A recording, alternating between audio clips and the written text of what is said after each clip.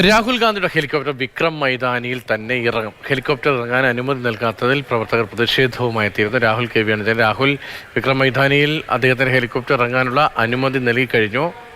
കോഴിക്കോട്ട് എവിടെയാണ് പരിപാടി?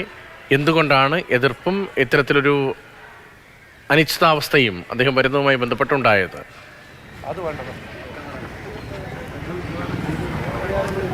രതീഷ്, അതായത് രാഹുൽ ഗാന്ധിയുടെ ഷെഡ്യൂൾ പ്രകാരം 5:30-ക്കാണ് ഇവിടെ ഈ വിക്രം മൈതാനിയിൽ ഹെലികോപ്റ്റർ ഇറങ്ങുക എന്നാണ് അറിയിച്ചത്. സ്വീകരിക്കുന്നതിന് വേണ്ടി UDF-ന്റെ നേതാക്കന്മാരും പ്രവർത്തകരുമൊക്കെ എത്തി. രാഹുൽ ഗാന്ധി ഇതുവരെ എത്തിയിട്ടില്ല. എത്തിയ സമയത്ത് പക്ഷേ ഈ വിക്രം മൈതാനിയുടെ ഗേറ്റ് തുറന്നില്ല. ഇതാണ് പ്രതിഷേധത്തിന് കാരണമായത്. അപ്പോൾ ഏതായാലും സംബന്ധിച്ച പ്രശ്നങ്ങളെല്ലാം അവസാനിച്ചിരിക്കുകയാണ്. രാഹുൽ ഗാന്ധിയുടെ ഹെലികോപ്റ്റർ വിക്രം മൈതാനിയിൽ തന്നെ ഇറങ്ങും എന്ന് തീരുമാനിച്ചിരിക്കുകയാണ്.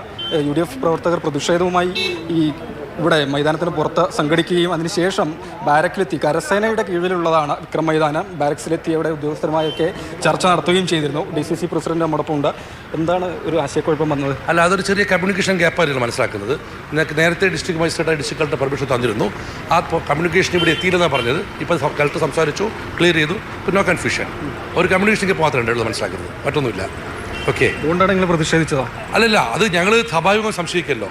കാരണം നമുക്ക് പെർമിഷൻ ലഭിച്ചിട്ടും വിക്രം മൈതാനം 1 മണിക്കൂർ മുമ്പ് പോലും തുറക്കുന്നില്ലെന്ന് കണ്ടാൽ ഒരു സ്വാഭാവിക സംശയം വന്നിരുന്നു. ദാറ്റ്സ് ആൾ. ആ സംശയം ദൂരീകരിക്കപ്പെട്ടു. ഓക്കെ, ബാരക്സിൽ പോയിട്ട് അവിടെ അധികൃതർ സംസാരിച്ചപ്പോൾ ആ സംസാരിച്ച അടിസ്ഥാനത്തിലാണ് ക്ലിയർ ആയത്. എല്ലാ നേതാക്കളും ഉണ്ടായിരുന്നു. MK Raghavan MP, Ramesh Chennithala, MM Hasan, Jayant, ഞങ്ങൾ എല്ലാവരും പോയി സംസാരിച്ചു. ഒരു 15 മിനിറ്റ് ക്ലിയർ ആയിരുന്നു. പക്ഷേ 1 മണിക്കൂർ മുമ്പ് പോലും മൈതാനം തുറക്കാത്തതിൽ കൺഫ്യൂഷൻ ഉണ്ടായിരുന്നു. ആ കൺഫ്യൂഷനിലാണ് മറ്റു സംശയങ്ങളൊക്കെ വന്നത്. ഇപ്പോൾ എവരിത്തിങ് ഇസ് ക്ലിയർ. രതീഷ് പറഞ്ഞതുപോലെ തന്നെയാണ്. അതായത് നേരത്തെ തീരുമാനിച്ചതാണ് വിക്രം മൈതാനിയിൽ തന്നെ ഹെലികോപ്റ്റർ ഇറങ്ങുന്ന കാര്യം.